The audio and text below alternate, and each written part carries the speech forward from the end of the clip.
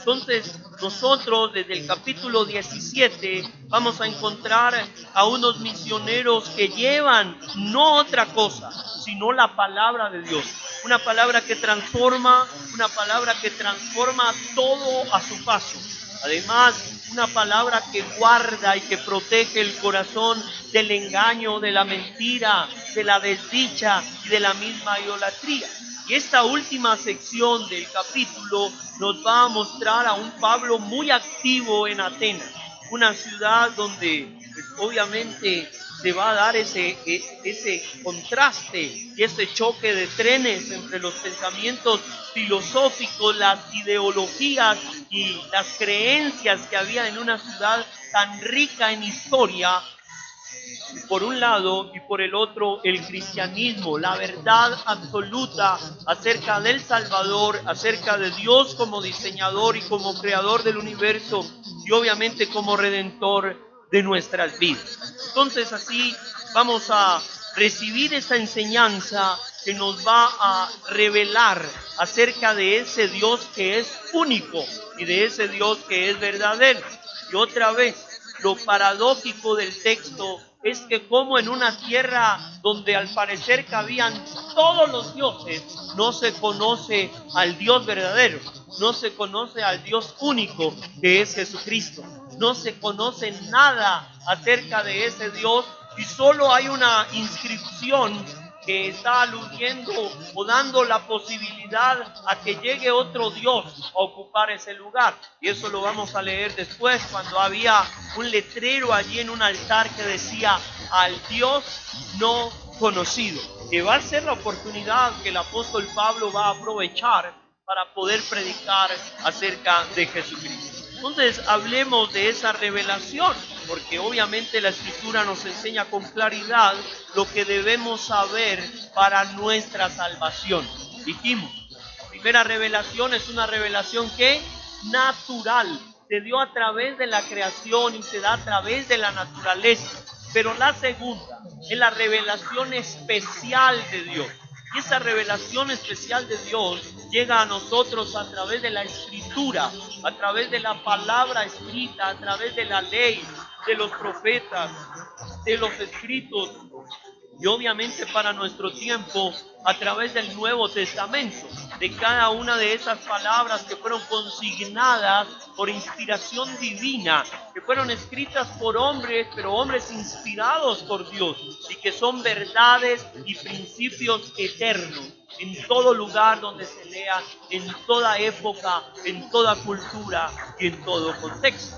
Y para nosotros se hacen revelación, se hacen relevantes, importantes, porque tiene un mensaje y una revelación para mostrarnos a Dios y a su Hijo Jesucristo. Hablamos del Dios único porque las características que se mencionan de Dios en todo este pasaje son únicas.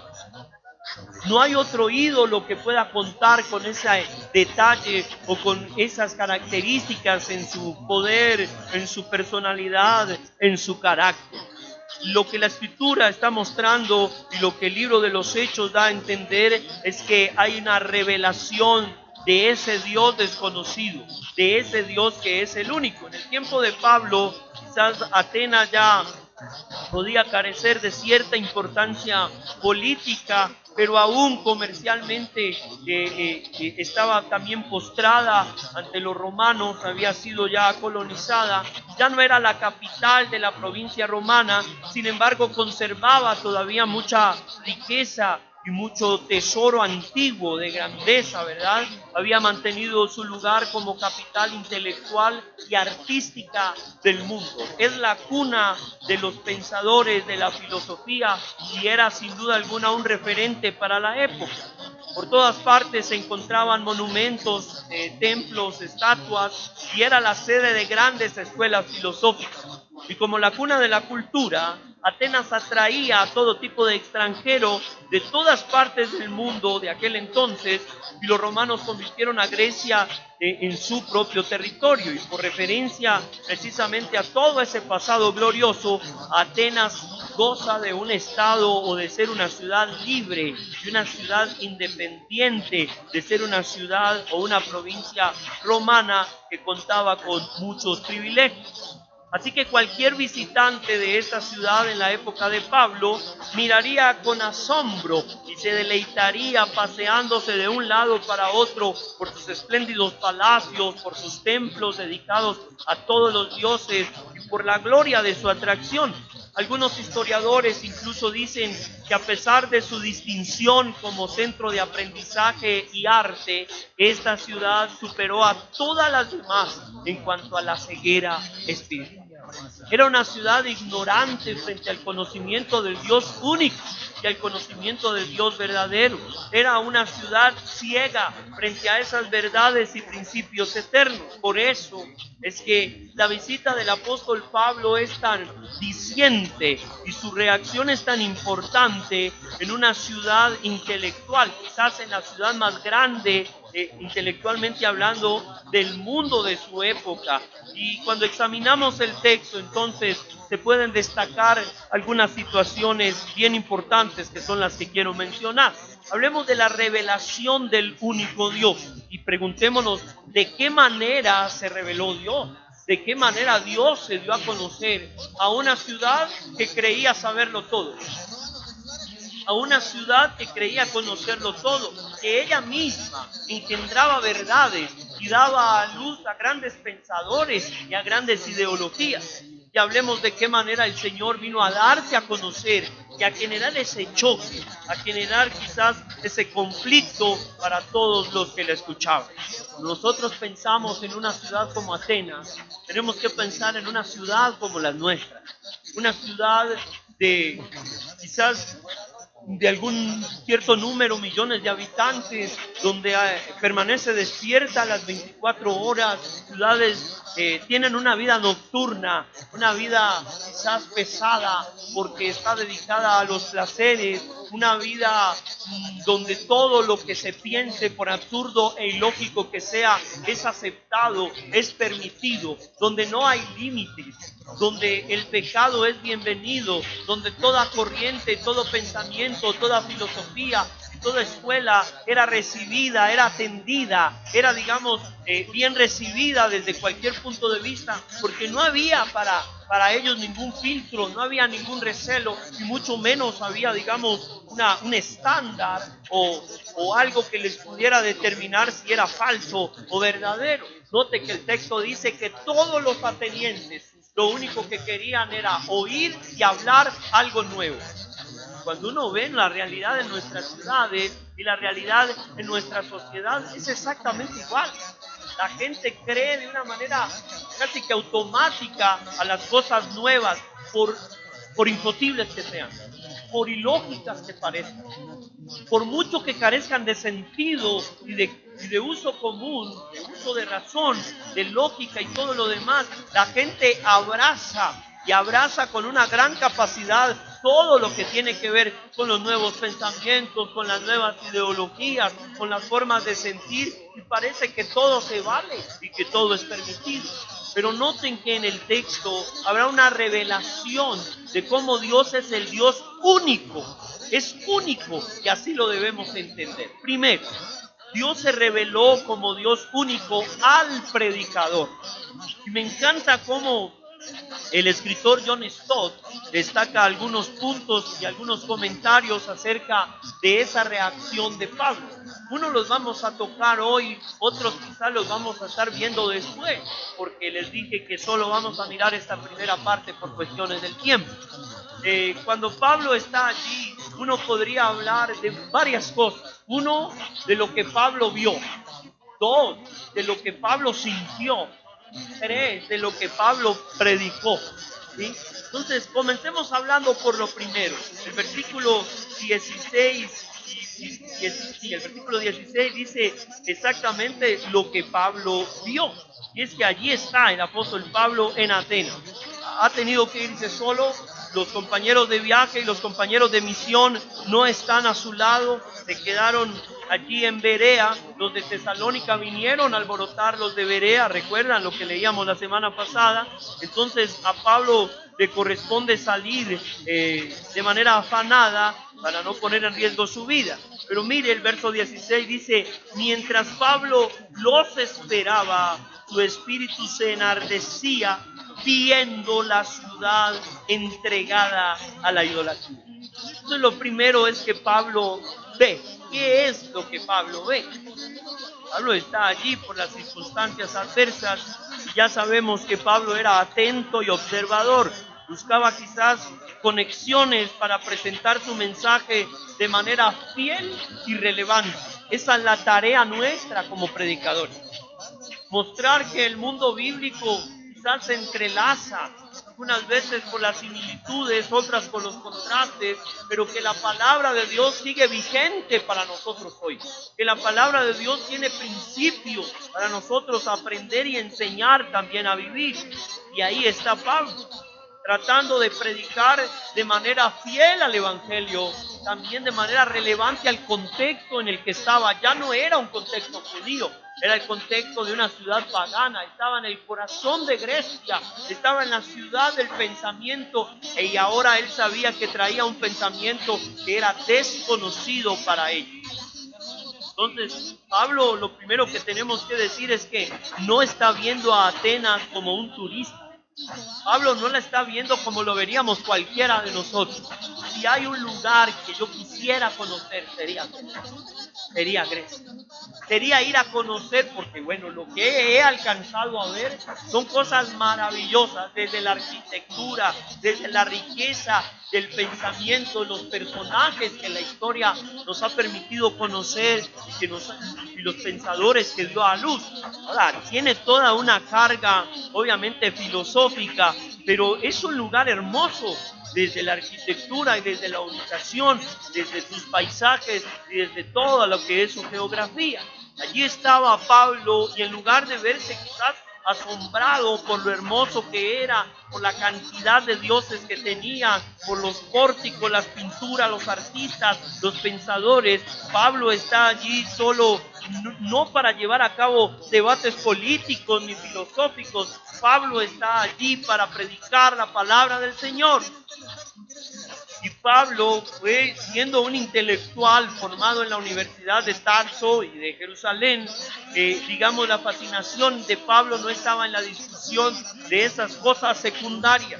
Pablo no estaba allí para tomarse las selfies, ni para hacer los videos, ni para nada de eso. Estaba para predicar a Jesús y la resurrección. Así que la meta de Pablo no era ver las atracciones de la ciudad, sino ganar almas para Cristo.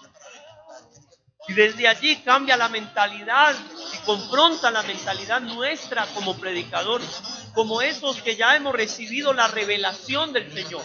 No porque haya nuevos libros en la Escritura por escribir, sino porque ya hemos comprendido a la luz de las Escrituras que Dios es el Dios único, que Dios es el Dios creador, que Dios es el Dios suficiente y que nos ha hecho a nosotros sus testigos, sus predicadores. Entonces, si Dios se revela a ese predicador, note cómo viene ante él. Y Pablo está viendo lo que hay alrededor, pero sabe Pablo que todos los artilugios de la ciudad no eran meros artilugios, eran objetos artísticos, no eran objetos artísticos simplemente, sino que eran objetos de una religión pagana. Todo tenía otro significado. Todo tenía un propósito de adorar a los dioses que estaban allí. Pablo ve a Atenas como un predicador que se rebela contra la idolatría. Pablo ve a Atenas obviamente con misericordia, pero lo que Pablo está viendo es que Atenas no es tan bella como aparenta ser. Pablo ve que Atenas está muriendo en la idolatría y que el brillo de esa hermosura realmente está siendo opacada por el brillo de la idolatría. La palabra que se utiliza allí para hablar de lo que él sintió o de cómo la ciudad estaba llena de ídolos es una palabra que significa no solo que estaba llena de ídolos, sino más bien que la ciudad estaba debajo de los ídolos. Así como cuando charlamos, cuando nos da un barro que casi se nos tapa todo el rostro, ¿cierto? Y decimos, vea, 1, 2, 3 Cordubán que está detrás del barro. Ya, a todos nos ha pasado, ¿verdad? Entonces lo que está diciendo allí la palabra es cómo los dioses y los cultos y los altares que había, toda la idolatría, casi que ni permitía ver la belleza de la ciudad. Y Pablo está viendo eso. Pablo no es ajeno a esa realidad. Pablo está viendo con dolor que el Dios que se quiere revelar, que se ha revelado a él como el Dios verdadero y como el Dios único, es desconocido en la tierra de los dioses, es desconocido en la ciudad de los sabios, de los inteligentes, de las filosofías, de la cuna de muchas religiones. La ciudad es sofocada por los dioses. Lo que Pablo vio fue un verdadero bosque de imágenes. La teología paulina, los ídolos no son nada, pero detrás de ellos están los demonios. La idolatría produce ceguera espiritual y desorden moral. Russell Champlin dice que Diógenes una vez salió a las calles de Atenas en mediodía y con alto e inclemente sol, con unos farolillos encendidos en las manos, buscando atentamente algo.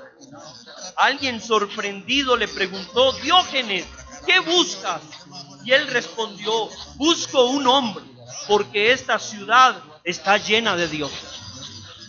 Era una ciudad donde había más dioses que personas. Era una ciudad que donde usted mirara habían altares. Pues Pablo no está impresionado por las bellezas que no honraban a Dios. Por el contrario, Pablo se sintió oprimido por el uso de la idolatría, por el uso que idolatraba esa creatividad artística dada por Dios a los atenienses. Y esto es lo que vio Pablo, una ciudad sumergida en el pecado de la idolatría. John Stott escribe diciendo: toda idolatría es inexcusable, ya sea antigua o moderna, primitiva o exigente, ya sea imágenes mentales o hechas de metal, objetos de culto palpables o conceptos abstractos despreciables. Porque la idolatría es el intento de confinar a Dios. La idolatría es el intento de limitar a Dios en un espacio impuesto por nosotros. Cuando Dios es el creador del universo, la idolatría pretende domar a Dios. Y por eso es un pecado tan grave desde la Escritura. Trata de domar a Dios haciéndolo nuestro dependiente, sometiéndolo a nosotros, quizás sujetándolo a nosotros. Cuando Él es el sustentador de la vida humana, tratamos de enajenarlo. Cuando Él es el gobernador de las naciones y no está lejos de nosotros, tratamos de destronarlo, reduciéndolo a una imagen concebida o hecha por nosotros mismos, cuando Él es el Padre de quien recibimos nuestra existencia. Amén. Pues el pecado de la idolatría no ha quedado atrás. El pecado de la idolatría ha seguido vigente y está vigente también en nuestra ciudad. Y una pregunta que tenemos que hacernos hoy es: ¿de qué manera el Dios único se ha revelado a nosotros como predicadores? ¿Y de qué manera estamos viendo la ciudad en la que habitamos, que es una ciudad también rica en idolatría, rica en pecado, rica también en pensamientos, en filosofías, en diversidades, que para nada tienen que ver con la belleza que Dios ha hecho para esta ciudad? En resumen, toda idolatría es un intento de minimizar el abismo entre el Creador y sus criaturas para poderlo poner bajo nuestro control. Y más que eso, la idolatría invierte las posiciones entre Dios y nosotros. Hace a Dios una criatura y hace de nosotros las criaturas un Dios. De modo que en lugar de reconocer humildemente que Dios nos creó y nos gobierna, tenemos la audacia de imaginar que podemos crear y gobernar a Dios. Ese es el problema de la idolatría. Mis queridos hermanos, no hay lógica en la idolatría porque es una expresión perversa y confusa de nuestra rebelión contra Dios. Y por eso es que usted y yo, si somos aquellos que hemos recibido la revelación de Dios único, tenemos que ver nuestras realidades y nuestras ciudades con los mismos ojos con que los veía Pablo. Tenemos que ser conscientes de la idolatría. Tenemos que ser conscientes del pecado. Tenemos que enamorarnos no de lo que todos están enamorados. No podemos seguir siendo turistas en ciudades hermosas. Tenemos que aprender a ser predicadores de la verdad de Dios, de la revelación de Dios en un contexto donde se desconoce, a pesar de la ciencia, a pesar de la sabiduría y de la filosofía que muchos alardean tener. Porque usted y yo estamos retados a mostrar y a llevar esa revelación del Señor. ¿Cuántos dicen amén? Pues no solo nos describe el texto lo que Pablo vio, sino también lo que sintió. No solo los ojos de Pablo estaban abiertos, su corazón estaba listo para escuchar a la ciudad más intelectual del imperio. Y note lo que dice Lucas, su espíritu enardecía. Y esa palabra es un verbo griego de donde proviene la palabra paroxismo, que tenía connotaciones médicas y se refería a un ataque epiléptico. Significa irritar, provocar o causar ira. Esa palabra solo se vuelve a emplear en el Corintios capítulo 13, cuando dice el amor no se irrita. Pero obviamente el significado aquí no es la falta de control, sino una reacción progresiva y medida contra lo que vio Pablo. Entonces lo que Pablo está sintiendo no es más que el celo de Dios, la ira que sintió el Dios del Antiguo Testamento contra la idolatría, porque es la misma palabra que utiliza. Pablo fue provocado a ira por la misma razón que provocó la ira de Dios, la idolatría. Porque si hay algo que trae la ira de Dios, es la idolatría. Creo, me atrevería a decir que es uno de los pecados más castigados en la Escritura, más advertidos en la Escritura. La idolatría es un pecado muy grave, porque le roba el honor y la gloria a Dios para dársela al hombre, porque le da a otro el honor y la gloria que solo Dios merece.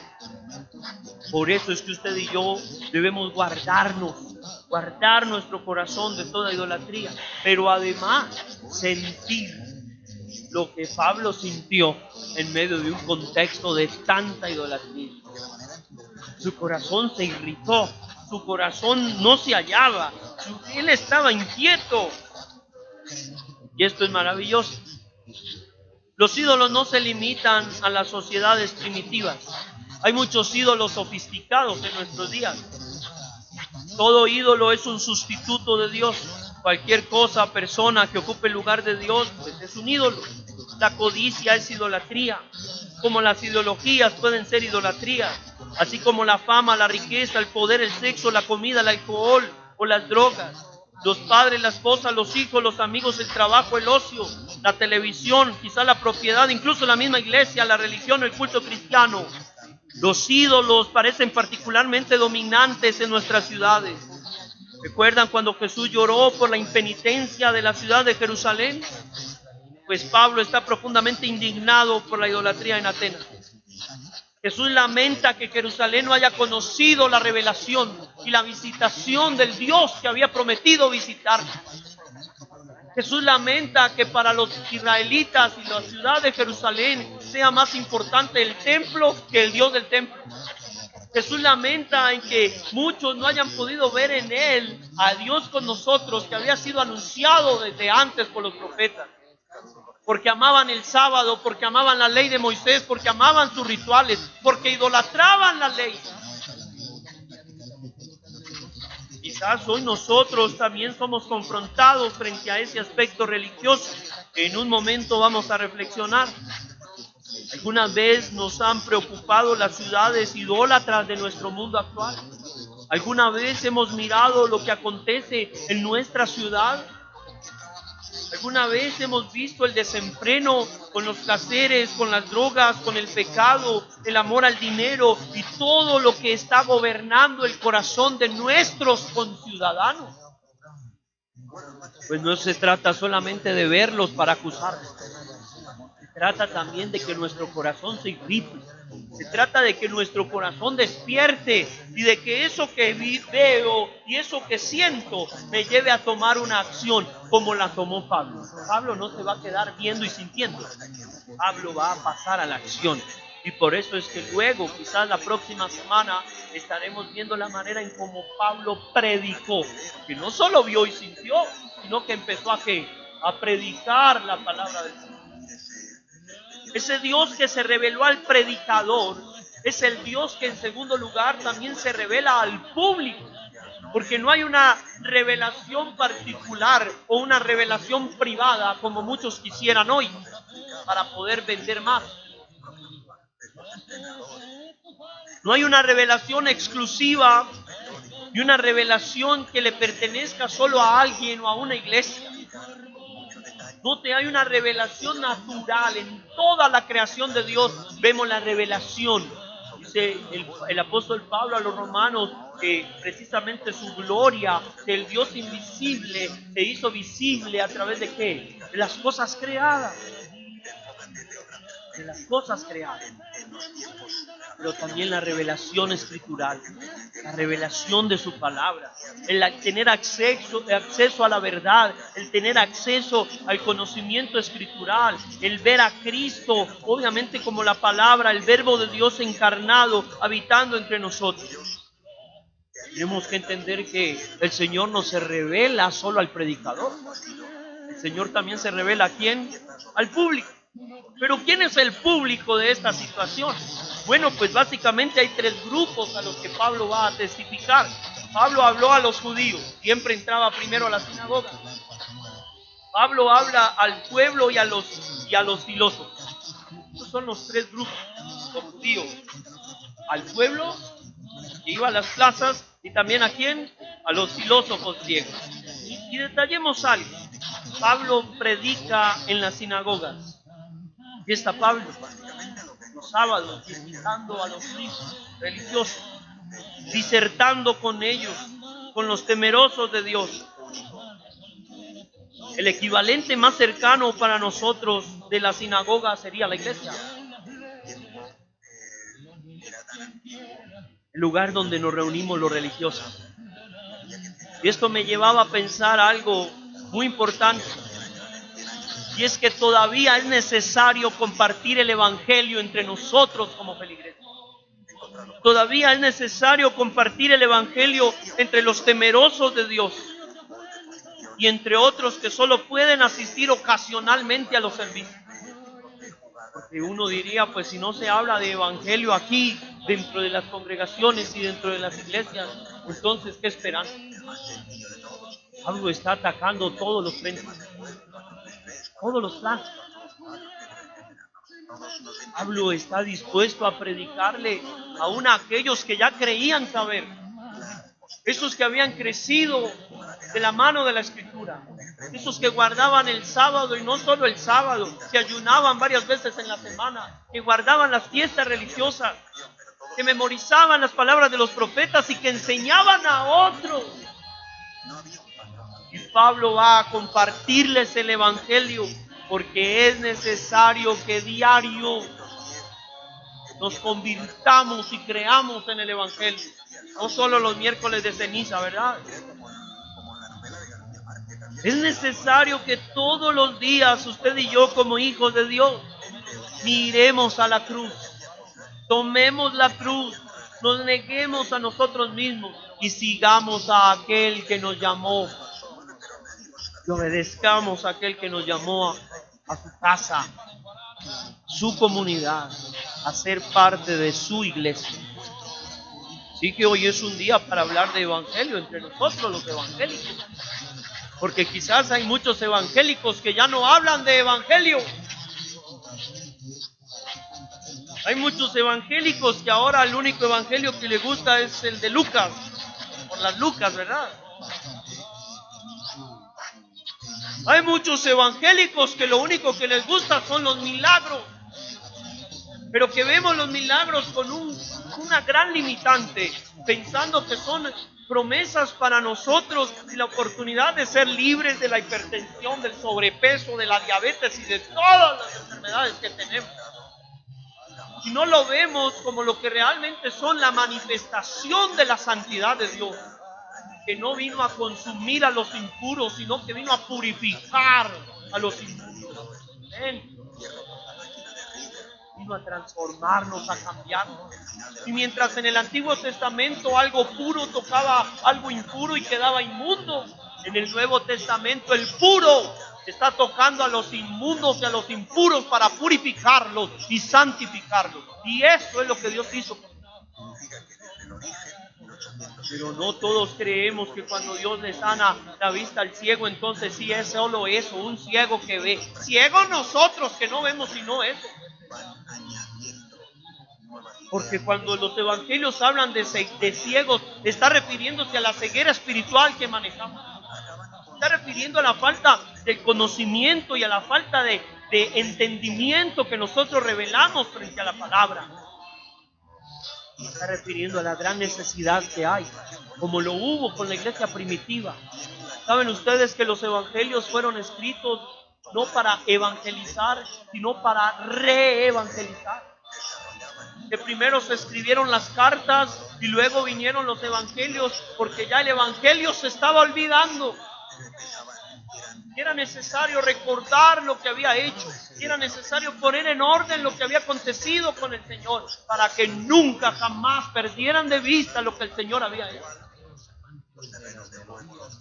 Pues hoy es necesario reevangelizar a una iglesia que está sumida en el egoísmo, que está encerrada en las cuatro paredes, que solo busca las lucas, ¿verdad? Que solo busca el dinero, que solo busca la posición, la fama, que solo busca la importancia y no ha entendido la dinámica del reino y la dinámica del evangelio de Cristo.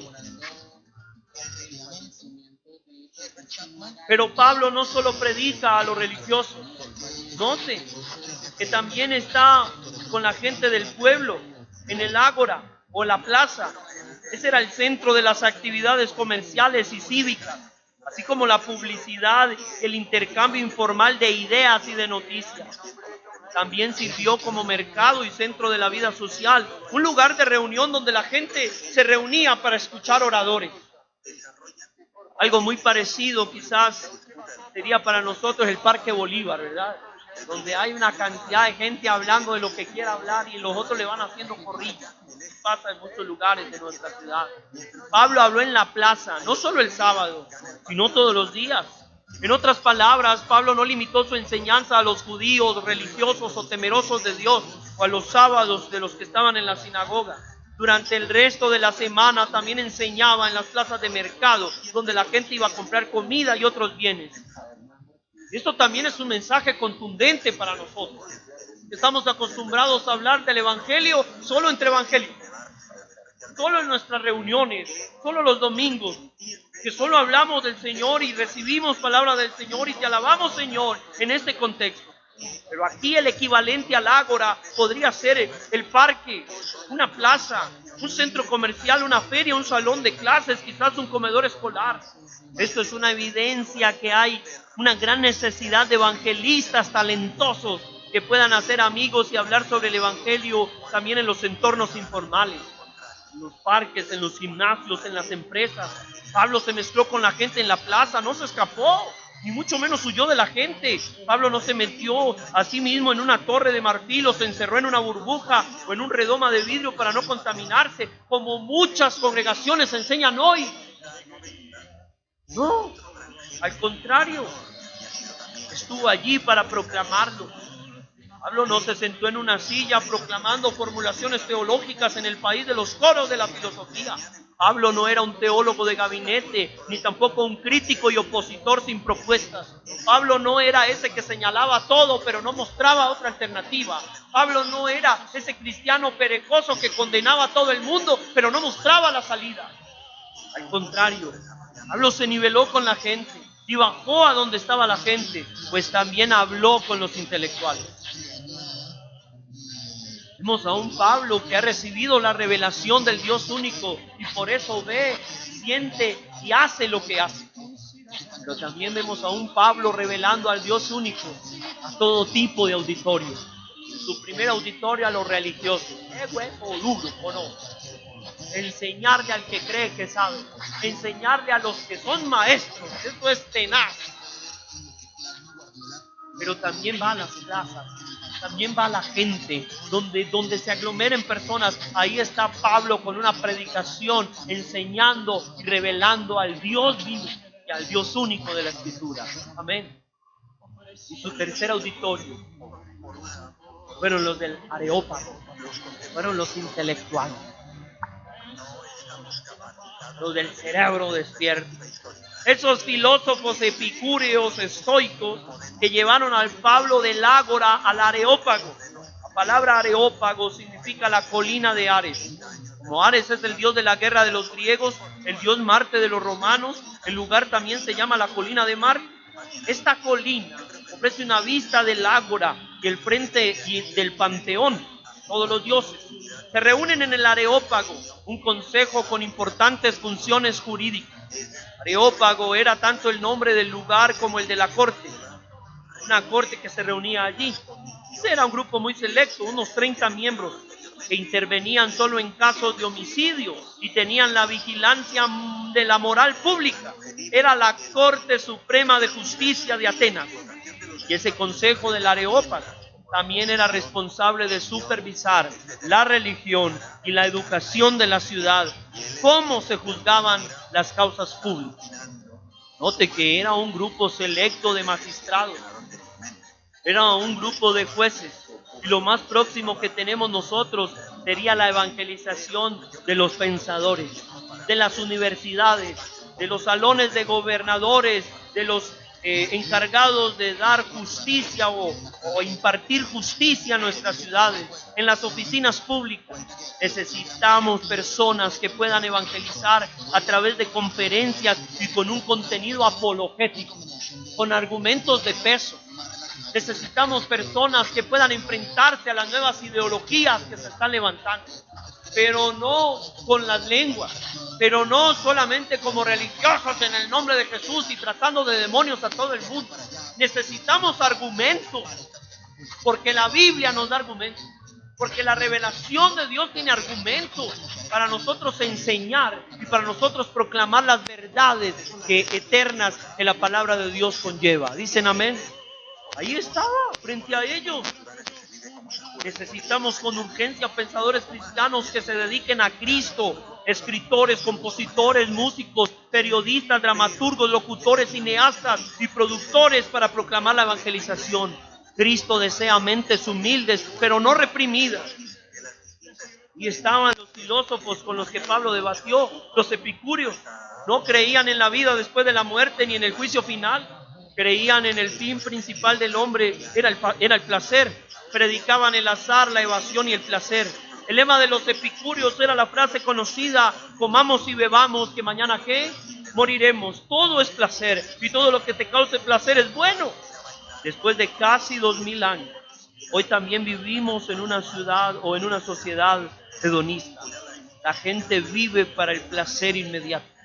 La gente no quiere pensar en la eternidad. La gente solo quiere sentir. La gente no busca lógica, ni razones, ni argumentos. La gente busca emociones y viven solo para el hoy. Muchas de las iglesias están llenas buscando emociones, pero estamos vacíos en convicción. No entendemos, no conocemos. Muchas de nuestras decisiones, como las del mundo, están basadas no en la lógica, no en las verdades eternas de la palabra de Dios, sino en nuestros sentimientos, en lo que siento. Es que me autopercibo así. Y esta es la razón por la que los placeres de esta sociedad están llegando al punto más alto. Y esta es la razón por la que la iglesia misma ha entrado en un éxtasis buscando el placer, en lugar de buscar la adoración, la revelación del único Dios. Buscan emociones, vivimos solo para el hoy. No queremos pensar ni en la eternidad, ni en el destino del alma, ni en el encuentro inevitable que tendremos con Dios.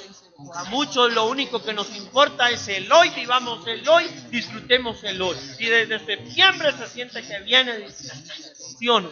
Y a beber y a fornicar, que el mundo se va a acabar. Y esas son las frases que gobiernan en nuestro contexto. Con pensamientos epicúreos, con pensamientos de placer, con pensamientos hedonistas, con pensamientos de autocomplacencia. Cuando el principio del Evangelio es: niéguese a sí mismo, tome la cruz cada día y siga. No hay nada de epicúreo. Amén. Están los estoicos, y estos estoicos eran materialistas, panteístas, fatalistas, apáticos ante el sufrimiento humano y defensores de la visión cíclica de la historia. Creían en el determinismo ciego y predicaban la fatalidad, la sumisión al destino irreversible y la importancia de soportar el dolor. En la filosofía estoica no hay esperanza de nada. No sirve de nada pelear o llorar. No hay a dónde correr. Todos están atrincherados por un destino ciego e implacable. Esta visión del mundo engendra desesperación y da a luz al conformismo. Los primeros líderes de la escuela estoica se suicidaron. Y aquí también hay un alto grado de semejanza con nuestra sociedad. Una sociedad que ha perdido la esperanza. Una sociedad rendida, doblegada por los problemas, por las depresiones, por las tristezas, por las deudas. Una sociedad que ya no quiere vivir. Una sociedad que no experimenta la vida que Cristo da porque no ha recibido y no ha sido consciente de su revelación. Una sociedad que no encuentra una razón para pelear o para permanecer. Una sociedad que evade el dolor. Una sociedad que evade las dificultades y los problemas. Una sociedad que le corre a toda situación adversa. Contrario a lo que el Señor nos enseñó. Haciéndose obediente hasta la muerte y muerte en la cruz del Calvario. Contrario a lo que el Señor nos enseña de la bendita esperanza que tenemos en Él. Porque Él dijo ser la resurrección y la vida. Que el que cree en Él vivirá, aunque haya que muerto. Aún hay gente que piensa en nuestro contexto como el fallecido Diomedes Díaz. Si la vida fuera estable todo el tiempo, yo no bebería, me malgastaría la plata. Para muchos esta es una filosofía de vida. Es una lástima ver cómo personas de esta generación siguen con un pensamiento tan ruin, tan pobre y tan miserable. Pero la palabra de Dios nos muestra que es posible cambiar. Pero la palabra de Dios nos muestra por la revelación de ese Dios que es único en perdonar, que es único en dar oportunidad y que hace posible que salgamos de todo cautiverio y que tengamos una vida renovada en Cristo Jesús. Tanto los estoicos como los epicúreos estaban equivocados.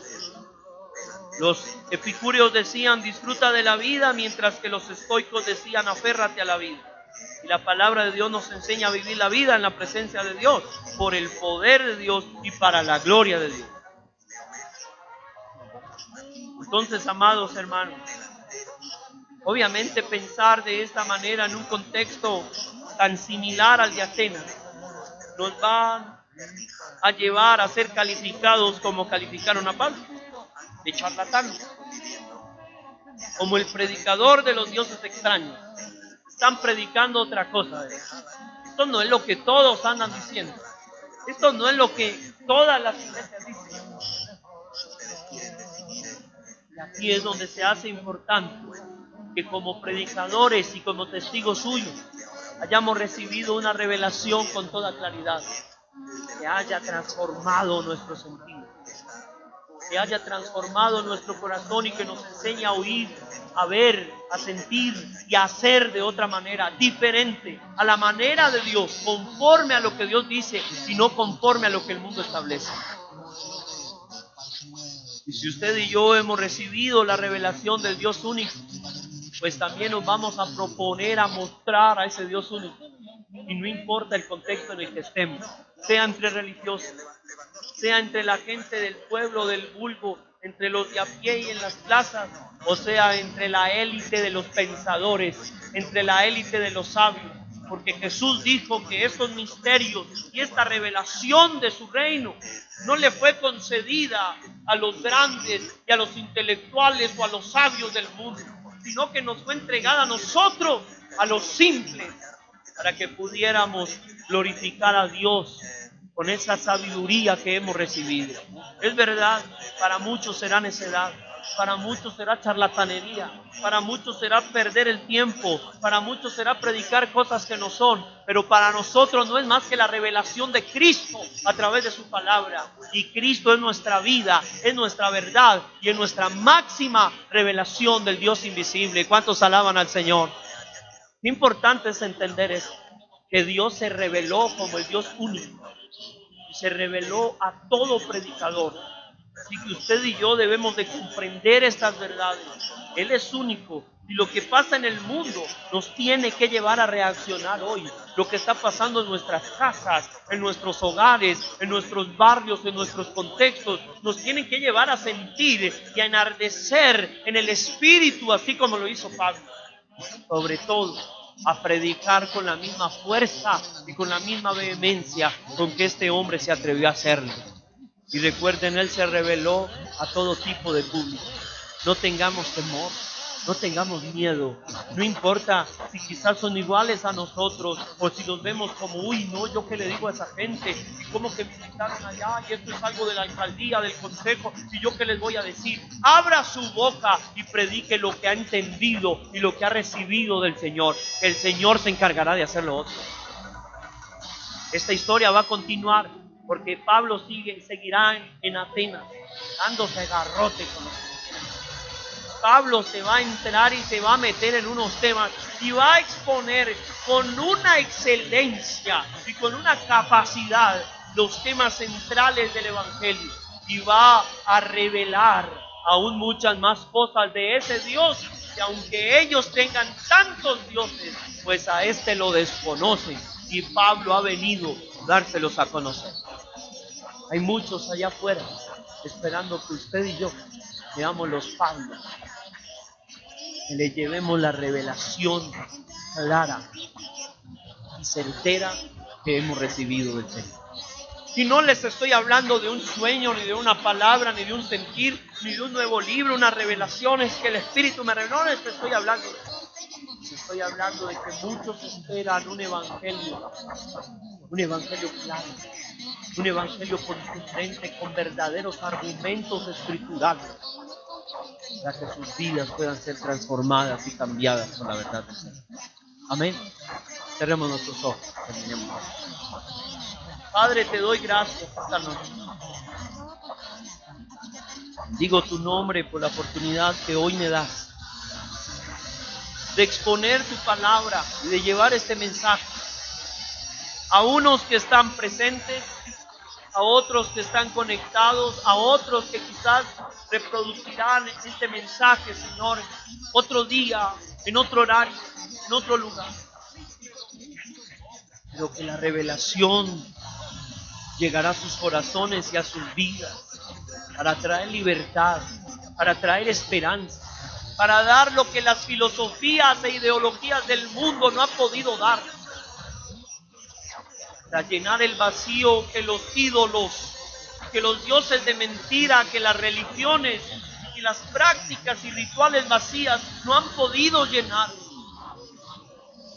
Tú usarás esta palabra para seguir confrontando a muchos que como predicadores no predicamos tu revelación con fidelidad.